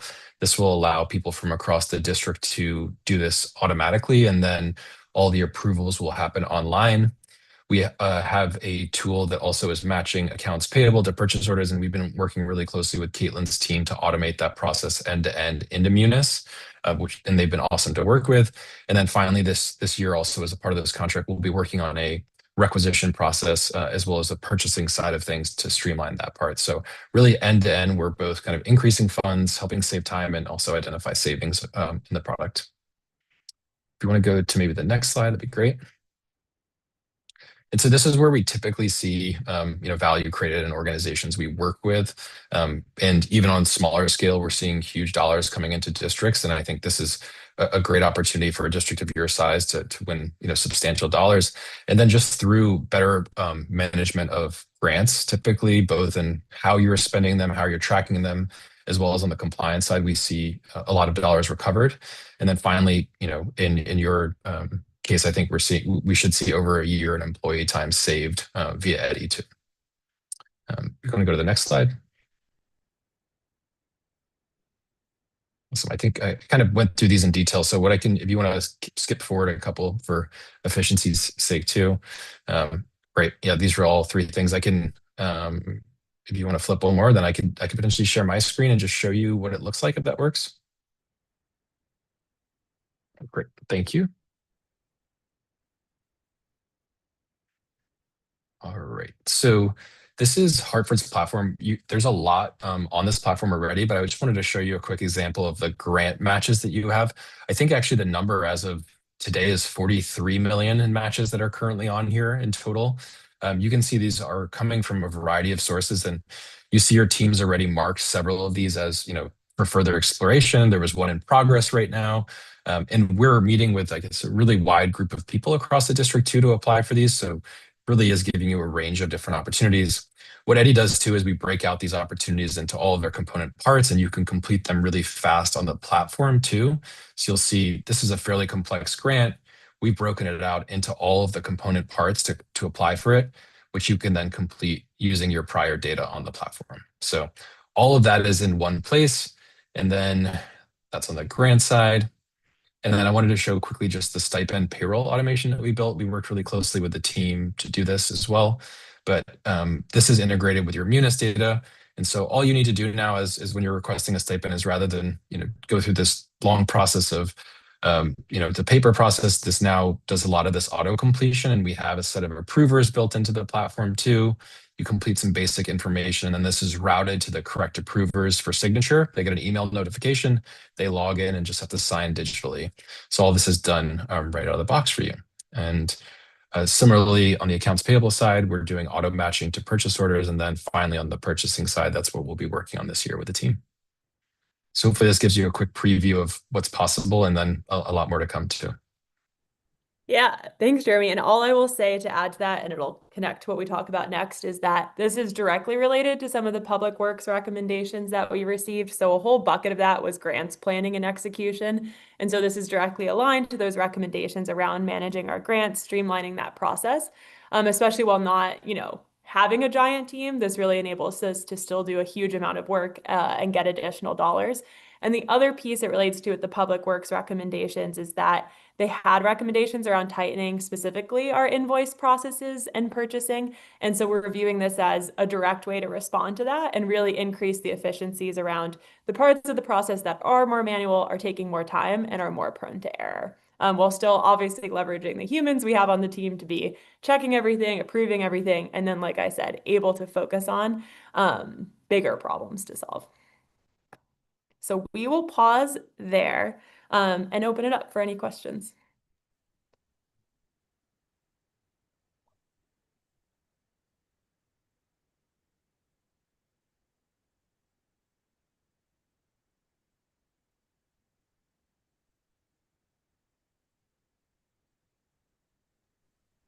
Tyrone, just ask your question. Yeah, I don't know if sure Brody is here, but I'm trying to I ask would- her to mute. No, I was going to thank you, Madam Chair, and Corey for that that endorsement. So, I am again 2 thumbs up. Thank you so much for bringing us into the 20th century. And so, I mean, automated workflows have been around for a super long time, and Caitlin, what all I'm lifting up is now that we've got some traction here. A question, a comment. One, is it a possibility to get this on overdrive and in the upcoming year find 5, 10, 15, 20 more things that really need an automated workflow, to cut down on reminder emails and follow-up phone calls and a whole bunch of nonsense, and just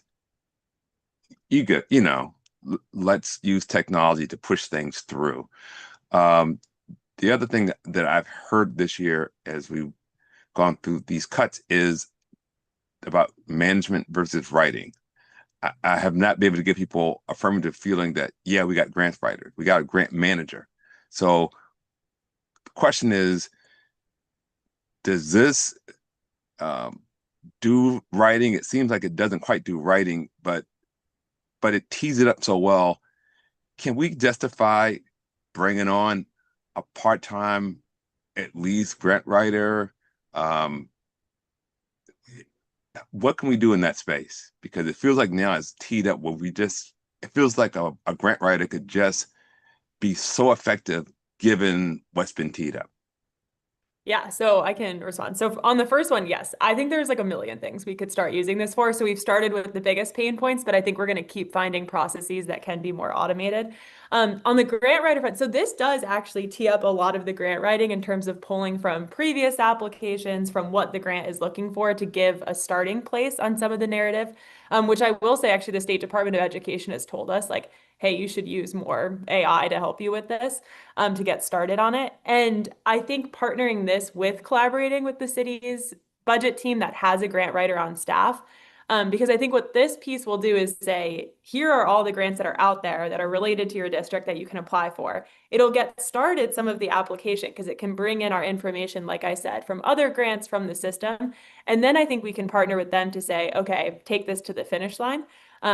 I don't know, Jeremy, though, if you want to share kind of from your perspective with other districts, that's how I'm thinking about it right now. I kind of want to see how this goes. I want to partner with the city before we made any other moves. But Jeremy, do you want to share your experience with this?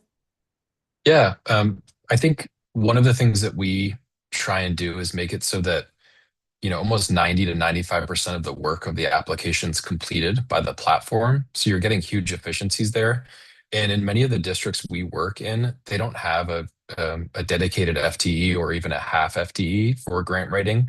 Oftentimes it's people across the team just doing that last review to provide their input, expertise, the program that they're going to get funded. And we've seen that be pretty successful. It does require someone to go into like the portal and put that information at the very end, but that's usually, a 30-minute exercise. And so that part, we are freeing up, your grants manager a lot of their time via some of the other work we're doing. So there should be someone who could also internally be able to fill out that last piece. But I think hopefully that should cover kind of the full range of responsibilities, both from the platform and then your team on the expertise, and then the last part on the submission. Okay, thank you, Madam Chair. If I can add super quick follow-up. So given that reality, and Caitlin, is it been worthwhile to fund some kind of capacity building training then where your staff can get that little extra training, as Jeremy talked about, where then maybe they can play the role of a grant writer to that degree, and maybe training then thing for us to fund to get everybody, you get what I'm saying, just enough skill. No, where I they love can that do idea the because we've work. been building out. Yes, that's been one of the things we've done this year is more training on grants, but we could now build into the training this component. How do you apply for competitive grants? What's the writing component? Because we do have a team assembled now that is, staff on our end, but also leads of other departments. So I think that's a great idea. And I think let's see how far we can get with that of just training our current staff to go, that extra 5%, 10%, like Jeremy said. I think that's a great idea. Yeah, thanks. I'm very excited about this, and would love to hear more good news stories in the upcoming year. Just would love to be able to tell people, yeah, we're getting this stuff, we're getting extra money. Yes.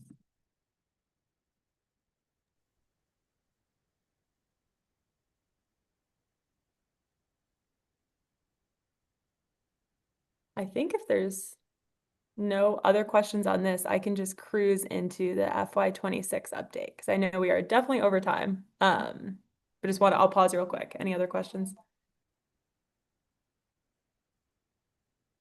Okay, I will keep going then. So this will just be a quick update on the current fiscal year. So we're just going to focus on FY26 and just want to make sure you all are briefed on where we are at, especially related to some of the CSD audit situation. And thank you, Jeremy, for coming and for all your help.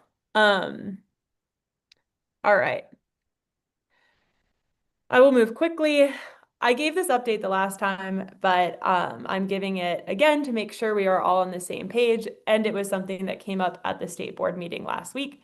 In terms of the update on our deficit for this year, it's about $29 million. This is for the reasons that we have been saying all year. So those are things like enrollment decline, our vacancy rate, special education, adult support paras. And then two of the big pieces that were added in the past couple months. One was just the rates of healthcare benefits. So our consultant did an update on their projection. This is something almost everyone in every district is experiencing. And then there was additional city funding that had been planned for that was related to shared services that did not materialize. So this was all part of the state report, part of the audit. As a reminder, they said we had a surplus. The audit found we had a deficit. It was for the reasons we had shared. And then by the time that the audit happened, there was a few more updates specifically around that healthcare piece and the city funding. I will also name that we're working directly with the city on the mitigation strategies. As I shared, there's some state funding that can support, there's some city funding. And the other piece that we're doing is that we are actively recouping dollars that open choice districts did not subtract from tuition bills. That's the chef bonus piece that we talked about the last time. It goes back 4 fiscal years, including this year, that some districts have not been subtracting out a bonus they received from the State Department of Education. And that's about $2 million. So we are deducting that from the invoices that we have yet to pay to those districts. And so we are hoping that that will help mitigate at least partially some of this challenge. So no news there, but just wanted to say it again as part of our monthly update and part of the state report.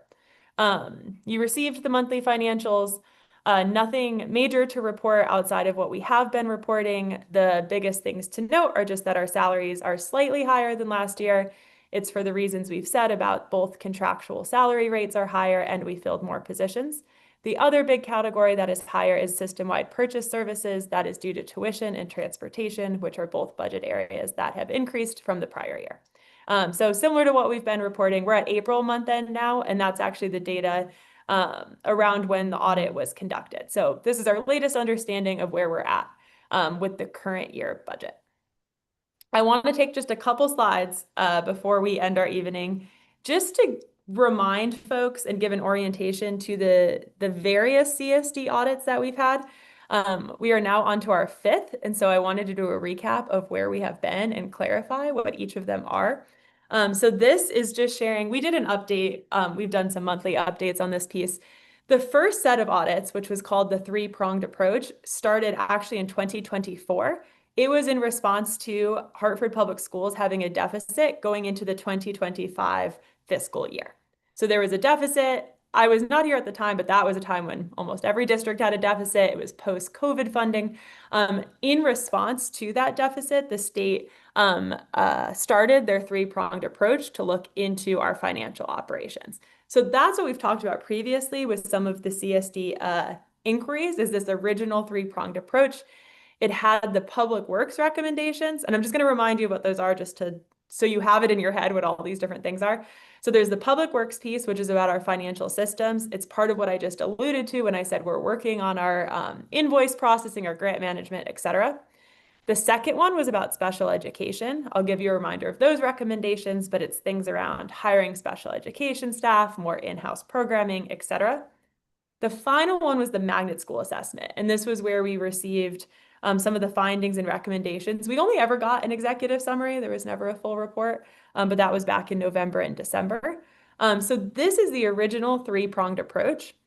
We will be going to the CSD Accountability and Support Committee meeting, so like the state board committee meeting on the 17th, so next week, to report out on these recommendations. We have been asking to be able to speak directly for ourselves at the board meetings, to be able to share on our understanding of our finances, on some of the progress that we've made, work to still do. So we will be getting the opportunity to present then, and we will absolutely share with you what that content is. We have a meeting later this week to get more information about what is expected, but that is upcoming. So they had been reporting at every state board meeting about these three-pronged approaches until the April 1st meeting when they reported that we had a surplus. So they kind of have paused on this, but now they're circling back to it. So we will keep you updated, but I just want everyone to keep in their head that these were the original three.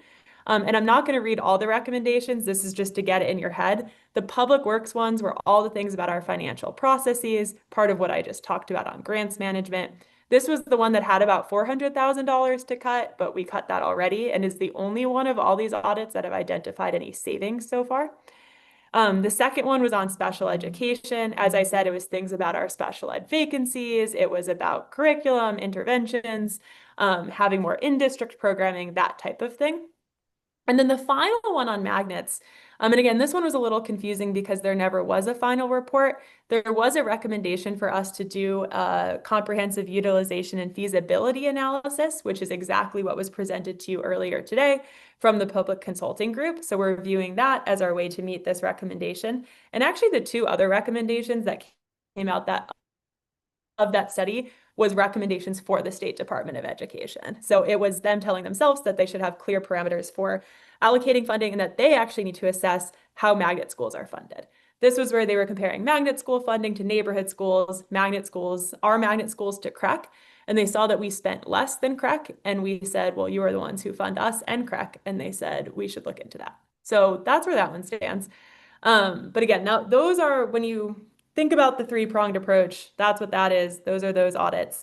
Those are the 64 recommendations in total that they had given us. Now, there's like a new three-pronged audit. So I guess that's 6 audits.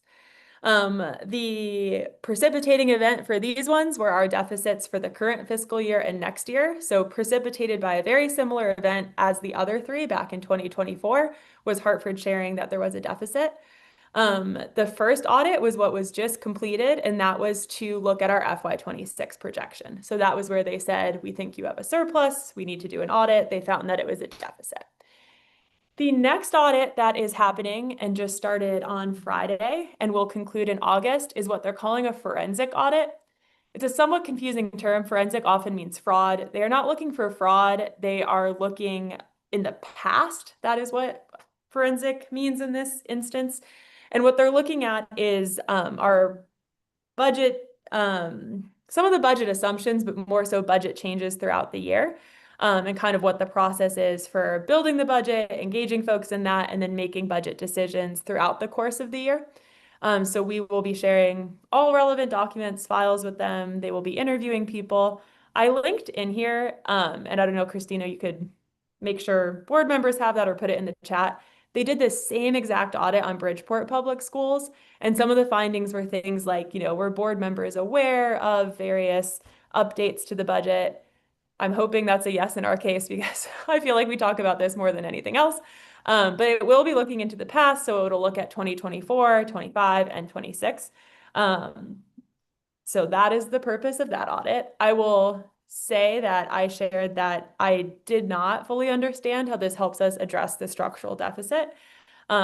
If we had been totally right about our budget for this year, we still would have needed $29 million more to have a functioning school system. And so I am still pressing, as is the superintendent, to have a conversation about the structure of how we are funded. That is why we have now had a deficit every single year, as opposed to continuing to dig into, the decisions on the end of Hartford Public Schools. We are transparent, we are open, we welcome this, we are sharing all the documents, you know, always open to anything that they find. I always find that helpful to have a different perspective, but just wanted to name that we are also pushing that there's this level of rigor applied to the state level when it comes to how we are funded.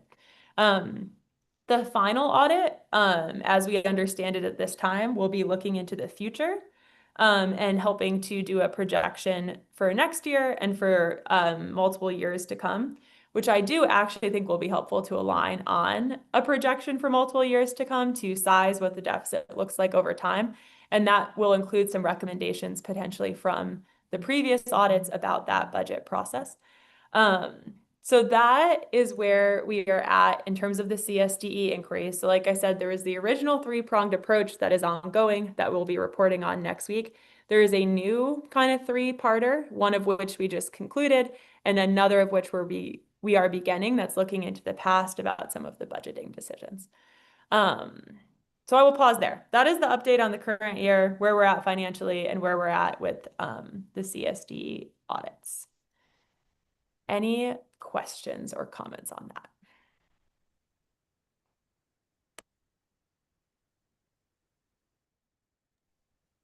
Is Corey going to call on Board people? member Wilson? Yeah, I just wanted to thank you for this comprehensive report and say go Knicks. That's all I I'm actually proud of you. Also, I do want to note here that there are some articles about the Connecticut Education Department and what they're failing to do in their auditing responsibilities is all over the news. So this is just very I just saw timely. that. They haven't conducted an inventory of assets since 2015, and they had some incorrect payments to people. So perhaps. And that some of the audit findings are actually things that were cited in previous audits. So very interesting there. Are there any other questions for our CFO?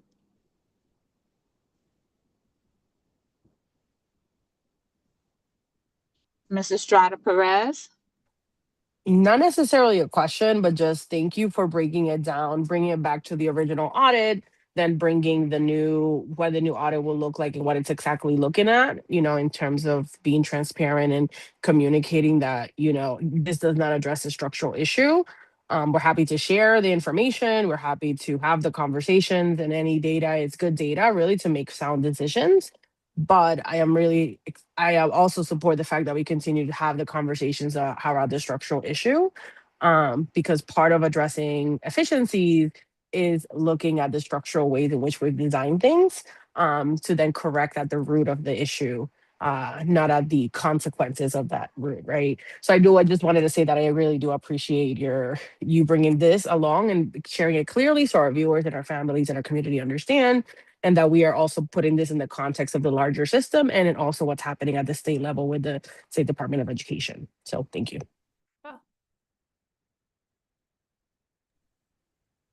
Absolutely. And do we know right offhand what department those cuts were made for that 400,000 that they mentioned? That was the chief of schools and one of the EDIs last year in the budget process. Those were their recommendations. Yeah. But I think they might have spent more at this point on conducting these audits than on savings for Hartford Public Schools. So. Yes. So did you have more? No, that's it. We are all set. Yeah. Wow. We turned that around. Huge improvement. Okay, well, if there is nothing else, I thank the staff for all the presentations that were given. Thanks to the board members for your input. And we are